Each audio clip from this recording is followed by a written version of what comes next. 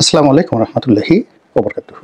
সম্মানিত দর্শক, বাংলাদেশে একটি শব্দ অতি সম্প্রতি বেশ শোনা যাচ্ছে, মার্চ ফর ডক্টর ইউনূস, অর্থাৎ ডক্টর মোহাম্মদ ইউনূসের জন্য পদযাত্রা, অথবা ডক্টর মোহাম্মদ ইউনূসের জন্য বিপ্লব, অথবা ডক্টর মোহাম্মদ ইউনূসের জন্য আন্দোলন। অতীতে আমরা মার্চ ফর ডেমোক্রেসি বা মার্চ ফর মেনি থিংস অনেক বিষয়ে নিয়ে আমরা শুনেছি। কোনো মানুষের চলে যাওয়া, তারপরে কোনো মানুষের বিদায়, কোনো মানুষের পতনের জন্য, কোনো দাবি আদায়ের জন্য সাধারণত মার্চ শব্দটি ব্যবহার করা হয়। কিন্তু এই প্রথম বাংলাদেশের ইতিহাসে প্রথম কোনো একজন মানুষকে ক্ষমতায় রাখার জন্য, তাও রাষ্ট্রীয় পর্যায়ে, মার্চ ফর ইউনূস শুরু হচ্ছে। ইতিমধ্যে ছাত্রদের যে সংগঠন, অবশ্যই সেটি সমন্বয়কদের সংগঠন, তারা বাংলাদেশের বিভিন্ন জায়গাতে ক্ষুদ্র পরিসরে মার্চ ফর ইউনূস করেছেন। ইটস এ টেস্ট কেস, এবং এটা আরও বৃহত্তর পরিসরে শুরু হবে, এবং এটির যে ব্যাপকতা, এই ব্যাপকতা আগামীতে পুরো রাজনীতির গতি এবং প্রকৃতি পাল্টে দেবে। এবং মার্চ ফর ইউনূসের এই ব্যাপকতায় সমগ্র বাংলাদেশ কেঁপে উঠবে, এবং পার্শ্ববর্তী রাষ্ট্র ভারত, তারা হতচকিত হয়ে পড়বে। এও কি সম্ভব? এবং বিশ্ব কিন্তু অবাক বিস্ময়ে তাকাবে। এটির ফলে আমাদের রাজনীতির গুণগত কোনো পরিবর্তন হবে কিনা, দেশের কোনো কল্যাণ হবে কিনা, এটি এই মুহূর্তে বলা যাচ্ছে না। কিন্তু ইতিমধ্যেই যেটি হয়ে গেছে, রাজনীতিতে যে বিভাজন অনিবার্য হয়ে পড়েছে, যে সংঘাত অনিবার্য হয়ে পড়েছে, সেক্ষেত্রে ডক্টর মোহাম্মদ ইউনূস তিনি তার নিজের পক্ষকে ভারী করার জন্যে, তার পক্ষের লোকজনকে রাস্তায় নামানোর জন্যে ইতিমধ্যে যে কয়টি টেস্ট কেস তিনি উপস্থাপন করেছেন, শতভাগ তিনি সফল হয়েছেন। আর তার উল্টো দিকে তার বিরুদ্ধে রাস্তায় নামার জন্য বিভিন্ন মানুষ পরিকল্পনা করছেন, বিভিন্ন প্রতিষ্ঠান হুমকি দিচ্ছেন, বিভিন্ন অর্গানাইজেশন, সংগঠন, তারা অত্যন্ত দৃঢ় প্রত্যয় এবং দৃঢ় বিশ্বাসে তারা বলিয়ান যে তারা যদি রাস্তায় নামে, সেক্ষেত্রে ডক্টর মোহাম্মদ ইউনূসের পক্ষে সরকার পরিচালনা করা কঠিন হয়ে যাবে। অনেকে দম্ভ করে বলার চেষ্টা করছেন, আমরা শেখ হাসিনার মতো স্বৈর শাসককে হটিয়েছি, কাজেই আমাদের সঙ্গে লড়তে এসো না, আমাদের সঙ্গে যদি লড়তে এসো 1 ঘন্টাও টিকতে পারবে না। কিন্তু এক্ষেত্রে ডক্টর মোহাম্মদ ইউনূসের যে ইতিবাচক দিকগুলো, আর শেখ হাসিনা থেকে শুরু করে অন্যান্য যারা রয়েছেন, তাদের নেতিবাচক দিকগুলো একত্র করলে, পাশাপাশি করলে খুব সহজেই বুঝতে পারবেন যে আগামীতে March for doctor Mohammad Yunus এটি কতটা প্রলয়ঙ্করী হতে যাচ্ছে ইউনূস বিরোধীদের জন্য। আপনারা ইতিমধ্যে দেখেছেন যে রাজনীতির চাণক্য নীতি শুরু হয়ে গেছে। এখানে সরকারের সঙ্গে সরাসরি সংঘর্ষে না গিয়েও যেটি বোঝা যাচ্ছে যে বিএনপি স্পষ্টতই ডক্টর মোহাম্মদ ইউনূসের বিপক্ষে, এবং বিএনপি যে কোনো সময় ডক্টর মোহাম্মদ ইউনূসের বিরুদ্ধে রাজপথে নামতে পারেন। এটিকে সম্ভাব্য একটি আক্রমণ মনে করে বা এটিকে সম্ভাব্য একটি আন্দোলন হিসেবে আখ্যা দিয়ে সরকারের পক্ষ থেকে যে সকল প্রস্তুতি নেওয়া হয়েছে দেশে এবং দেশের বাইরে, তার প্রেক্ষিতে আপনারা ইতিমধ্যে দেখেছেন যে জামাতের আমির জনাব ডক্টর শফিকুর রহমান তিনি ইতিমধ্যেই লন্ডনে বেগম জিয়ার সঙ্গে দেখা করেছেন, এবং সেই বৈঠকের পর যেটি হয়েছে, চারিদিকে গুজব ছড়িয়ে পড়েছে, নানা রকম গুজব, এবং তার প্রেক্ষিতে জনাব শফিক অত্যন্ত সাদামাটা, নির্লিপ্ত এবং একটা ভালো মানুষই যাকে বলা হয় ধরনের বিবৃতি তিনি দান করেছেন। তিনি যেটি বলার চেষ্টা করেছেন যে আমাদের দীর্ঘদিনের রাজনৈতিক সৌহার্দ্যতা রয়েছে, সম্পর্ক রয়েছেন, আর বেগম জিয়া সর্বজন শ্রদ্ধা, বয়োবৃদ্ধ এবং প্রবীণা। তো কাজেই তার এই অসুস্থতার সময়, তিনি সত্যিকার অর্থে অসুস্থ, তার সঙ্গে সৌজন্য সাক্ষাৎ করাটা এটি আমার রীতির মধ্যে পড়ে, ধর্তব্যের মধ্যে পড়ে, আমি সেই কাজটি করেছি।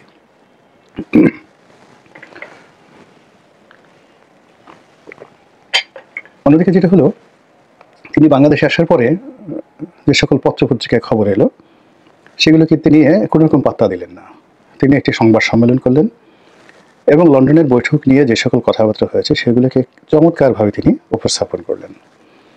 তার দলের যিনি মহাসচিব অধ্যাপক গোলাম পারওয়ার, তিনি মাঝে মাঝে এমন একটি বক্তব্য দিলেন, যে বক্তব্যটি শুনে আপনি বুঝতে পারবেন না যে তারা কি ডক্টর মোহাম্মদ ইউনূসের পক্ষে নাকি বিএনপির পক্ষে। তারা কি ফেব্রুয়ারি মাসে নির্বাচন চায়, জুনে চায়, নাকি ডিসেম্বরে চায়? তারা কি ডিসেম্বরে নির্বাচনের জন্য যদি দাবি জোরদার হয় তাহলে নির্বাচনে আসবে নাকি আসবে না? কোনো কিছুই বুঝতে পারবেন না। এবং এটা জামাতের একটা কৌশল, এবং সেই কৌশলের সঙ্গে সঙ্গত কারণে ডক্টর মোহাম্মদ ইউনূসের একটা সংযোগ থাকতে পারে। এটা আমি অন্য একটা ভিডিওতে বলেছি। 2 নম্বর হলো যে বিএনপির যে জোশ বা যে একটা লড়াকু মনোভাব ছিল, সেটি ক্রমশ স্তমিত হয়ে যাচ্ছে।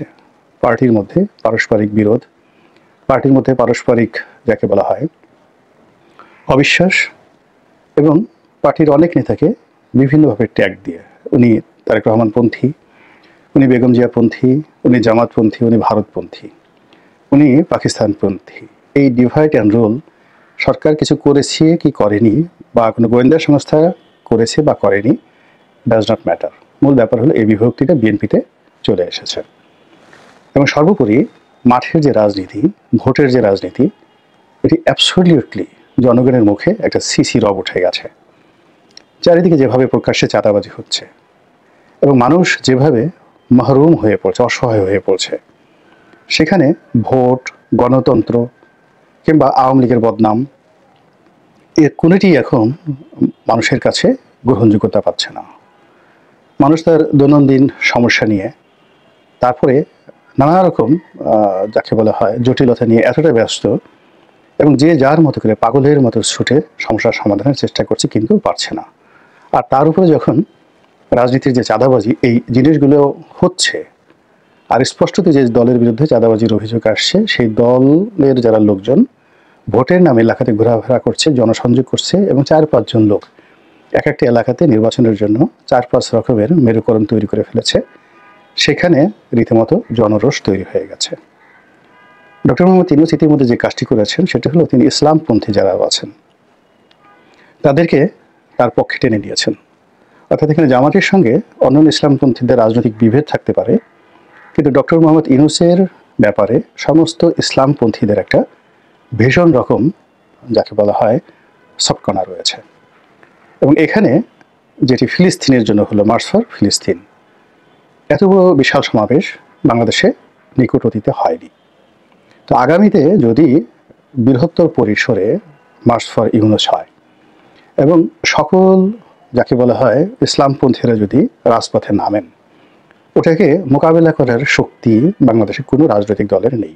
বোঝার চেষ্টা করুন, বিএনপি যদি ইউনূস বিরোধী একটা সমাবেশ করে, কত লোক হবে পল্টন ময়দানের, বা ধরুন সরোয়ার্দী উদ্যানে, কিংবা ধরুন বিএনপি অফিসের সামনে।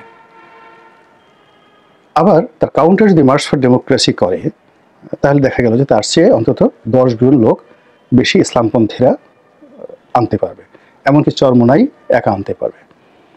তো সেই ক্ষেত্রে দেখা যাচ্ছে যে ভোটের মাঠে বিএনপির সঙ্গে হয়তো তারা পারবে না, কিন্তু মার্চ ফর ইউনূস অথবা ইউনূস হটাও, এই দুটো বিষয় নিয়ে যদি রাজনৈতিক দলগুলো পরস্পরের মুখোমুখি দাঁড়িয়ে যায়, সেই ক্ষেত্রে ইসলামপন্থীদের যে সমাবেশটা, এটি মার্চ ফর ফিলিস্তিন এই ধরনের একটি সমাবেশে রূপ নেবে। ফলে ঢাকার রাজপথে, অন্ততপক্ষে ঢাকার রাজপথে, চট্টগ্রামের রাজপথে, সিলেটের রাজপথে এবং রাজশাহীর রাজপথে মার্চ ফর ইউনূসের যে চমক, এই চমকের সামনে রাজনৈতিক দলগুলো চমক দেখাতে পারবে না। এর ফলে এই যে মার্চ ফর ইউনূস ক্ষুদ্র পরিসরে বিভিন্ন জায়গাতে হচ্ছে, এটি টেস্ট কেস, এবং আগামী জুন, জুলাই, আগস্টে দেখা যাচ্ছে যে এটি যখন বৃহত্তর পরিসরে চলে যাবে, তখন এই যে চাঁদাবাজির অভিযোগ, অন্যান্য যে সকল অবিশ্বাস রাজনৈতিক দলের মধ্যে রয়েছে, সেগুলো ক্রমশ বাড়তে থাকবে। আর অন্যদিকে ইউনূসের যারা পক্ষের লোকজন আছে তারা শক্তিশালী হতে থাকবে। আর এর মধ্যে দেশীয় এবং আন্তর্জাতিক যদি কোনো ঘটনা ঘটে, দুর্ঘটনা ঘটে, যা কিছুই ঘটুক না কেন, সেইগুলো আসলে ইউনূসের পক্ষেই চলে যাবে। ডক্টর মোহাম্মদ ইউনূসের শুধু একটাই সমস্যা, আইন শৃঙ্খলা রক্ষার এই সমস্যাটি রয়েছে বাংলাদেশে। এটি যদি তিনি মোটামুটি সামাল দিতে পারেন, তাহলে আগামীতে যে নির্বাচন করা, নির্বাচনের সময় দেওয়া, এটা একান্তই তার দয়া মায়ের উপর নির্ভর করবে। এটাই হলো রূঢ় বাস্তবতা। বিভিন্ন মানুষ নানা রকম ট্যাগ দেওয়ার চেষ্টা করছেন, কেউ বলার চেষ্টা করছেন যে ভারতের সঙ্গে ডক্টর মোহাম্মদ ইউনূসের একটা সমঝোতা হয়ে গেছে। অনেকে বলার চেষ্টা করছেন যে আমেরিকার একটা বিরাট টিম বাংলাদেশে আছেন, তারা তাদের মিশন সাকসেস না করে ডক্টর মোহাম্মদ ইউনূসকে যেতে দেবেন না, এবং তারা তাদের সেই মিশন ইতিমধ্যে শুরু করে দিয়েছেন। কেউ বলছেন সেটা সেন্ট মার্টিন নিয়ে, কেউ বলছেন রোহিঙ্গাদের নিয়ে, কেউ বলছেন আরাকান রাজ্য নিয়ে, হোয়াট এভার মেবি। পর্দার আড়ালে অনেক কিছু হচ্ছে। আমরা যারা সাধারণ জনগণ, আমরা শুধু শান্তিতে থাকতে চাই, সুখে থাকতে চাই, দেশটি স্থিতিশীল থাকুক এবং আমাদের জননিরাপত্তা যেন বিঘ্নিত না হয়। মহান আল্লাহ আমাদের সবাইকে হেদায়েত দান করুন এবং হেফাজত করুন। আসসালামু আলাইকুম ওয়া রাহমাতুল্লাহি ওয়া বারাকাতুহু।